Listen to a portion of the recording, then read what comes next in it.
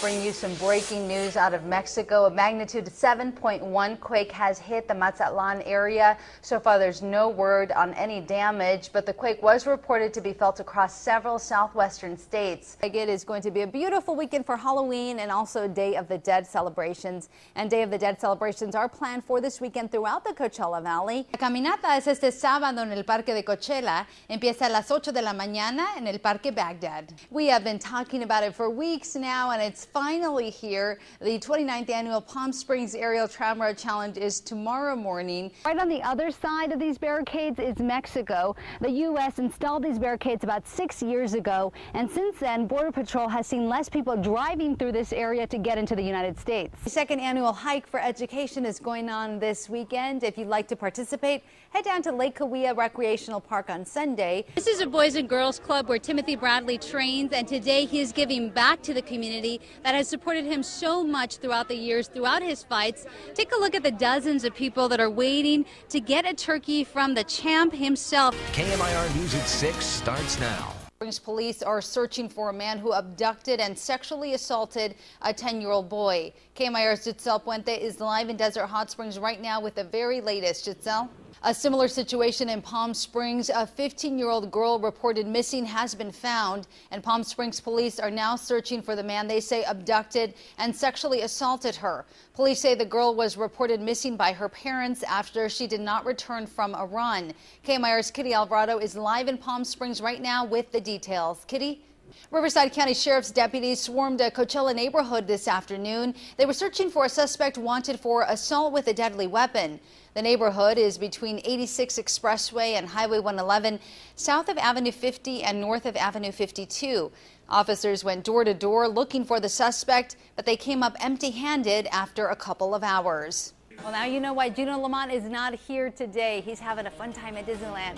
Let's stay with this, because coming up next on your KMIR News in True HD, we have a story that's guaranteed to put a smile on your face. You don't want to miss that. With us today for an exclusive one-on-one interview is Mr. John Patrick Dolan. Welcome to you, John. Good evening, Gloria. So as we mentioned, Pape and Smith have been released, but that doesn't mean they're necessarily in the clear at this point, right? There's no statute of limitations on murder. Now, as you can imagine, John, the families are still upset. Our reporter Giselle Puente was at the courtroom today. Angela Monroe's been on the story.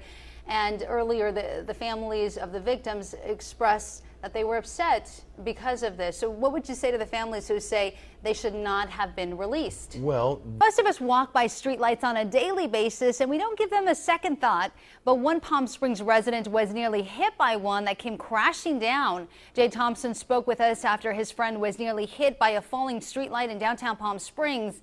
And Jay asked us the following, quote, "Are the other poles failing also? Are they a danger to pedestrians and to vehicles? What is the city doing about it?" Well, Jay, you ask, we investigate. Our Kitty Alvarado is live in downtown Palm Springs with all of the answers. Kitty, what can you tell us? Yeah, that's right. We are in sweeps right now, actually. Like November sweeps. So watch us. I know. The other thing that we're in right now, Foodie Friday. It's Halloween, Yum. Foodie Friday, big weekend, and we have Castelli's Restaurante with us today. So we have Michael Castelli here, and we have Brian Altman, and they will be at the Italian Festival this weekend. So you can go try out some of their food. Wow, you get your personal service here. Yes. That's why I'm here every Friday, really. Try out the good food. KMIR's Gloria Rodriguez now investigates changes at the border less than 100 miles from the Coachella Valley.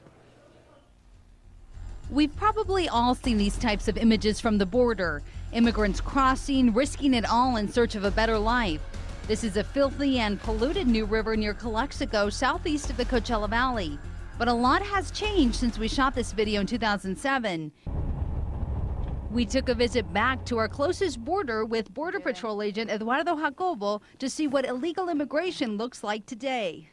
That's more or less where Mexico, the borderline of Mexico is at.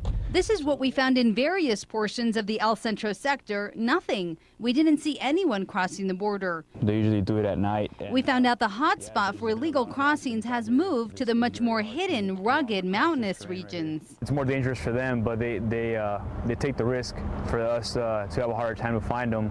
Since we visited, Border Patrol has added cameras, fences, and manpower to curb illegal immigration. And it's worked. According to the U.S. Border Patrol, the number of apprehensions in El Centro has been going down for the past 8 years. Right on the other side of these barricades is Mexico. The U.S. installed these barricades about 6 years ago, and since then, Border Patrol has seen less people driving through this area to get into the United States. Those barricades help out a lot. The vehicles have a very hard time coming across. Another change, a rise in deportations.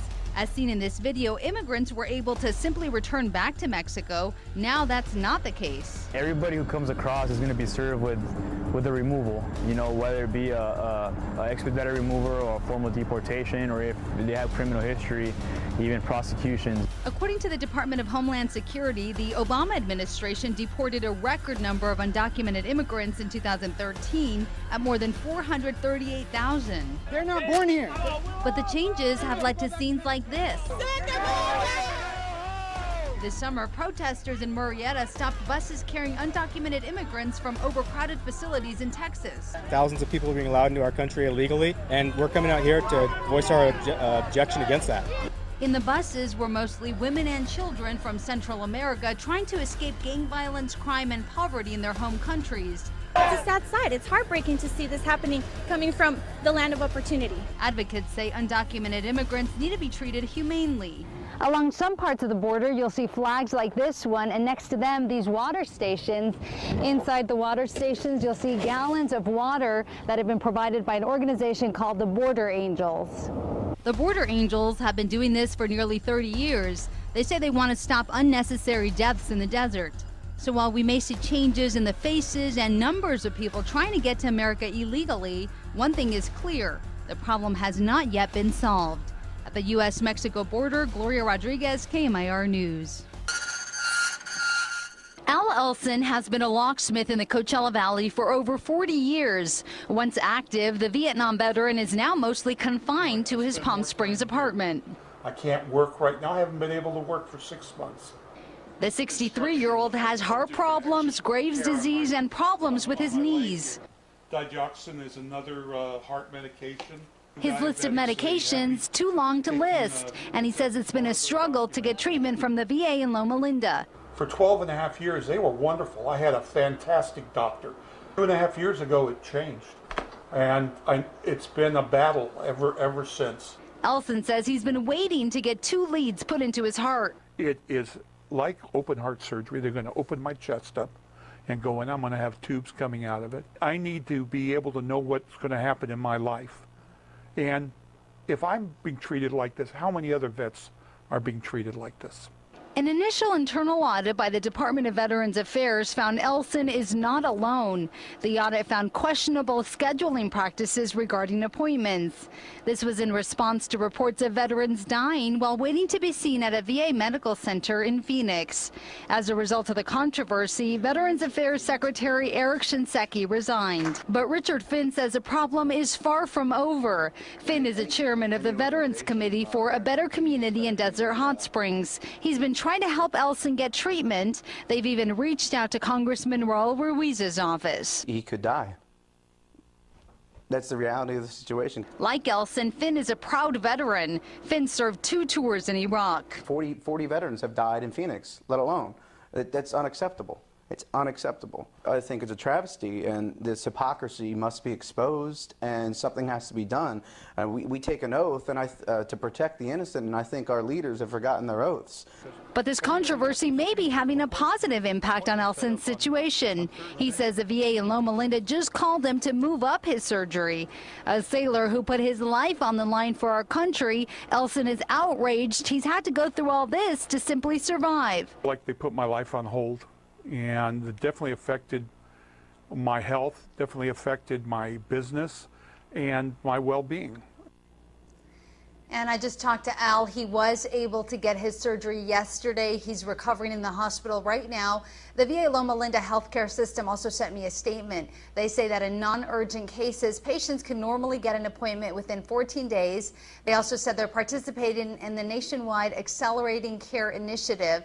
They're systematically reviewing clinic capacity to maximize their ability to provide veterans medical appointments. They're even extending or flexing clinic hours on nights and weekends, providing overtime for providers. And they say they'll be reaching out to veterans to determine if they want to be seen sooner than they're scheduled.